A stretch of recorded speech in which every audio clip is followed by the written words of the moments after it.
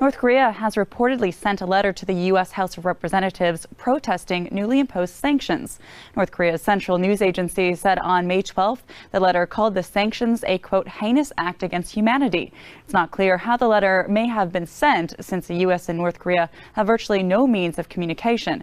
The House passed new sanctions on May 4th, preventing ships owned by countries not complying with U.S. resolutions against North Korea from operating in American waters. The U.S. Senate still has to approve the sanctions before they can be implemented. The U.S. is slapping North Korea with sanctions to try and prevent the country from further developing its nuclear weapons program. However, North Korea wrote in its letter that increasing sanctions is only causing it to accelerate its nuclear weapons program. For United News International, I'm Mila Yi. A new report from the Korean Economic Association suggests Korea will need to diversify its macrofinancial policies to ensure the health of its financial system. The report says that with the combination of various global uncertainties, plus low growth and inflation, the role of central banks is to stabilize the real economy, but that'll take more than just monetary policy. It points out that the Bank of Korea has not laid out specific ways to achieve financial stability, a goal that was added to the central bank's official founding purpose in 2011. Possible measures include the BOK taking part in the management of macroprudential regulations or setting up a separate permanent body instead. China is reported to have halted a planned nuclear test by North Korea last month with the threat of border closures and cutting off trade. That's according to a Japanese news outlet, and if true, it could suggest that the collaboration between Presidents Donald Trump and Xi Jinping could be having a positive effect. Kwon Jang-ho with the details. Japanese broadcaster TBS has reported that China is responsible for putting the brakes on North Korea's much-anticipated sixth nuclear test. North Korea is said to have informed Beijing on April 18th that they were ready to carry out a nuclear test in 2 days. But when China's reply came, warning all land and sea borders would be closed off, effectively halting all trade with the regime, Pyongyang backed out. China accounts for some 90% of North Korea's foreign trade and is an essential economic lifeline for the rogue state. TBS cites sources from the Japanese government who are said to have been relayed this information by Washington, who in turn were informed by Beijing. The report does seem to corroborate statements made by the US last month.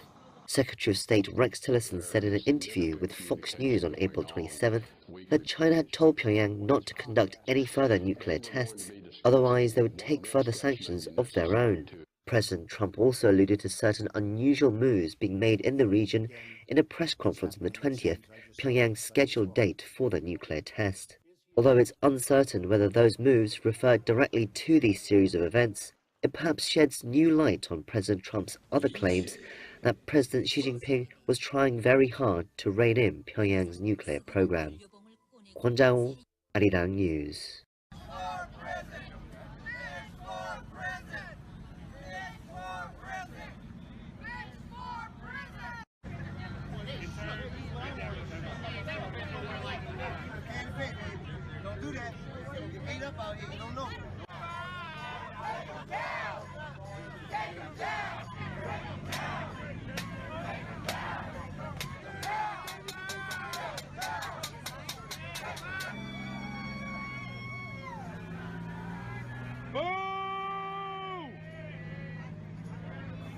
Fuck this damn city. God-forsaken city.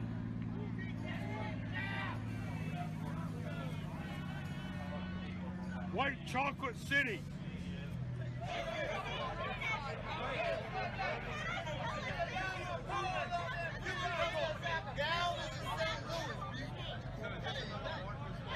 All right, it looks like for now Israel is still in the clear with FIFA, the world's international soccer league. The Palestinians have been calling for punitive action against the Israeli national team for training on land in the Palestinian territories, but Israel's been issued a reprieve from FIFA for the time being. After a 5-hour-long meeting in Bahrain, a FIFA council ruled that it's still too premature to take action. Palestinian soccer chief Jibril Rajoub has been leading efforts for the World Federation to suspend Israel because 6 of its teams are based in the West Bank. Since that's on land the Palestinians want for their future state, Rajoub insists Israel is violating FIFA statutes against member associations playing on another member's territory. My request to my colleagues in FIFA, in the General Assembly, to create an environment with a mechanism to end the suffering of our footballers and at the same time end the Israeli violations of status of FIFA, human rights, Security Council resolution by organizing and managing official league in the occupied territories. The Palestinians are also rejecting the proposed plan Jerusalem presented to resolve the dispute. I don't think that we can reach an agreement with the Israelis. The Israelis want to keep talking just for the sake of talking. They don't want to find any compromise, as I said, with FIFA statutes as term of reference. A Brussels-based think tank on Middle East issues has already criticized the Sports Council for failing to take action. And the issue still might be brought for discussion at the governing body of soccer's annual Congress when it convenes in Manama tomorrow. In response to Putin's intensive involvement in Syria, ISIL has started training its militants to target Russia. We have 4,000 trained fighters at the ready. God willing, 2,000 of them will go on the offensive against Russia. Well, they're welcome. We will meet them appropriately. Al Jazeera gains unprecedented access to ISIL groups in Afghanistan that are training fighters for a new target. ISIL, target Russia, coming soon. Flashing golden pixels, each one indicating a Chinese university hit by a worldwide cyber attack. The Darmes Cancer Hospital in Jakarta, one of 2 Indonesian hospitals, also targeted. Other victims include medical facilities in the UK, car factories across Europe, and banks in Russia. And it seems the threat isn't over. The number of attacks could rise on Monday because a lot of people will come back at work. So probably the malware will have more opportunity to infect system worldwide. And another thing that we have to consider that in the last hours, security experts are seeing some modification in the code itself. Some of those modifications are linked to a so-called kill switch deeply embedded in the code. It was found accidentally by a cybersecurity researcher who used it to stop some of the code spreading. But now it seems someone is changing that kill switch code or removing it altogether. Now the European Union's law enforcement agency is also warning computer networks are still at risk. Its director says, "We're in the face of an escalating threat. The numbers are going up. I'm worried about how the numbers will continue to grow when people go to work and turn the machines on Monday morning." The invader's name is WannaCry. It's a type of code called ransomware. It seizes control of a computer system and blocks users from their files. The hackers will only let users back in if they pay. Typically, ransomware is associated really with just plain criminal activity, making money. That's typically what the goal is. So it's difficult to think that it's a state-level attack or that it's part of some kind of activism. It really looks like someone that wanted to make money out of this activity. While there's a chance that users will pay to get their files back, it seems some of the world's most vital computer systems may still be under threat. Rob Matheson, Al Jazeera. Government supporters out on the streets of Abidjan calling for an end to the mutiny. They say it's not in anyone's interest for the standoff to continue. We came here to tell them we don't want this anymore in the country.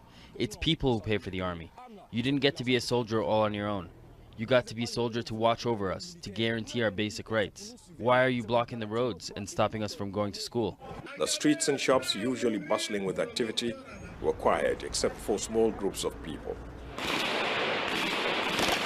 In other cities, the situation remains tense after clashes on Friday. At least 3 people were shot in Bouaké while soldiers blocked the roads. It was there the mutiny started in January. Gunfire was also reported in Korogo, hundreds of kilometers from Abidjan, as the rebel soldiers keep up their campaign.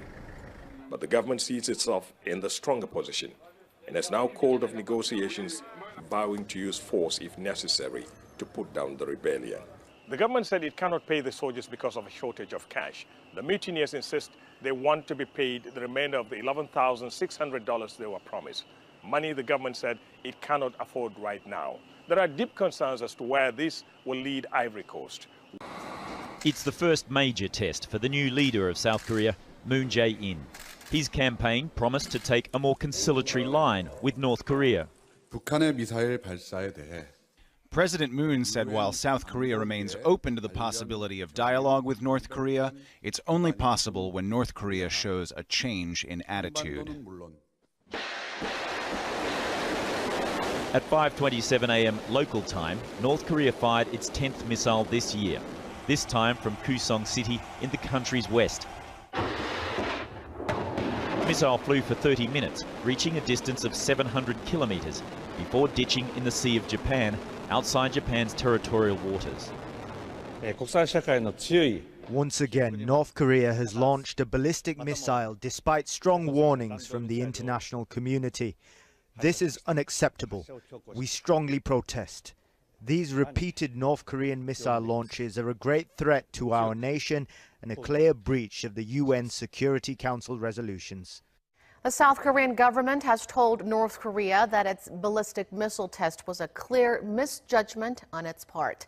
Seoul's Unification Ministry says South Korea and the rest of the international community share the common notion that North Korea's nuclear and ballistic missile programs are a grave threat to the peace and security of the region and the world. A ministry spokesperson noted how President Moon Jae-in condemned the launch, adding as well that the UN Security Council is scheduled to meet on Tuesday to discuss the matter. On Sunday, North Korea fired an unidentified projectile from a region near its west coast. South Korea's military has said the nature of the projectile is not immediately clear. Yonhap news agency reported the projectile launched appeared to be a ballistic missile. Updates to come on this breaking news story. A look at some of the many churches inside the old city here at night in Jerusalem. And when President Trump arrives next week, he's going to hear a lot about the threats facing Israel. A better armed, now battle-hardened Hezbollah in Lebanon, and ISIS with a foothold on the once quiet Syrian border. Earlier this week, we took a trip up north to find out for ourselves. We just heard part of this war, of the machine gun fire. That happens every day, every night? Every night. A few hundred yards from Syria, Israeli Major Yosef Murad explains it's not the machine gun fire keeping him up. An ISIS car ramming the border with explosives is his biggest fear, he says, adding gunmen would follow the bombing to attack Israeli villages. The Israeli military captured video of just such an ISIS attack on the Syrian side of the border. This footage, never before seen in the United States, shows Israeli commandos heading through the minefields towards Syria, searching for intelligence. Here, in one of the Syrian villages, the commander says he watched as ISIS took a man, called him an infidel, and hung him. And it is not just patrols along the border protecting Israelis in the north. At this forward operating base in the Golan Heights, Israel's Merkava tanks are quite literally armed and ready for battle. The Philippine military is sending troops and supplies to a disputed island in the South China Sea. Lieutenant General Raul Del Rosario on May 11 said troops have started to move construction materials for repairs on Pag-asa Island. At this time, the construction work is expected to reinforce and lengthen an airstrip along with building a dock for ships. Roughly 1.6 billion pesos is earmarked for future construction work on Pag-asa Island, including a water desalination plant, a fish port, refurbished housing for soldiers, and facilities for marine research and tourists. Back in April, China protested a visit of Philippine defense and military chiefs to the island, including Defense Secretary Delfin Lorenzana. During the visit, Lorenzana promised to turn the island into a tourist destination. For United News International from Metro Manila, I am Crystal Yao. President Moon Jae-in is sending a team of special envoys to 4 major powers involved with matters related to the Korean Peninsula. The countries are the United States, China, Japan, and Russia. Government sources say Hong Seok-hyun, a former chairman and the CEO of the Chungang Media Network, who also served as a former ambassador to the U.S., will be sent to Washington. Lee Hae-chan, a former prime minister who served as a special envoy to China during the Roh Moo-hyun administration in 2003, will head to Beijing again. Moon Hee-sang and Song Yong-gil, both lawmakers of the Democratic Party of Korea, will be sent to Japan and Russia, respectively. All 4 are due to leave over the course of this week. As the first representatives of the new government, the special envoys will be tasked with explaining the Moon administration's foreign policies, as well as laying the groundwork for upcoming summits. Japan is reportedly considering acquiring Tomahawk cruise missiles to counter the increasing threats from North Korea. According to Japanese media, a proposal is currently being circulated that would have Japan procure an unspecified number of Tomahawks. If true, the purchase of these offensive cruise missiles would be a first for Japan and a major change in the country's pacifist security policy. Pyongyang has repeatedly threatened to attack Japan, but recent advances by North Korea have reportedly left Tokyo wanting the ability to not only shoot down North Korean missiles, but also to destroy them before launch. Currently, Japan maintains so-called self-defense forces only. Offensive weapons such as aircraft carriers and cruise missiles are prohibited as a matter of policy. Japan right now does not have long-range weapons that could cross the Sea of Japan and preemptively destroy threats from North Korea. For United News International from Washington, D.C., I'm Caitlin Mangum. A disturbing dance of destiny.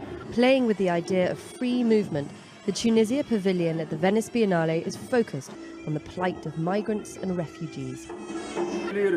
Men who've attempted to cross into Europe hand out official-looking universal visas. This is a silent protest. What you do with this document is your decision. Thank you. Thank you. Their suggestion? Put it on your real passport to protest against borders. Movement is an inherent component of being human and being alive.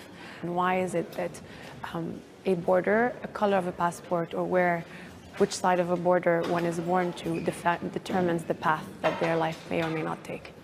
Ayman Hajri dreams of leaving Tunisia to work abroad. His visa for Venice was only approved as a performer of migration. We want visitors to feel what we feel when our visas are refused. We want them to remember we are also human beings and we need to move, to find work, have families and provide for them. Other works are less about confrontation, more about collaboration. One of the highlights of the Biennale is the Green Light Workshop by Danish-Icelandic artist Olafur Eliasson. Refugees are taught how to make the artists' green lamps, and visitors are invited to sit down with them, join in and share their stories and experiences.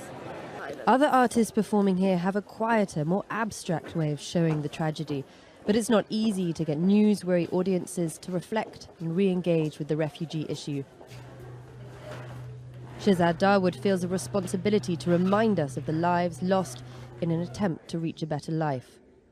Each of these paintings represents a life. So each one is an object or set of objects recovered from a body that tried and failed to make the Lampedusa crossing. So they're all quite powerful and evocative. For example, this one is a life jacket, which obviously didn't actually perform its function. These are details of lives drowned out in the debate on migration, now on show for the world to see. Charlie Angela, Al Jazeera, Venice.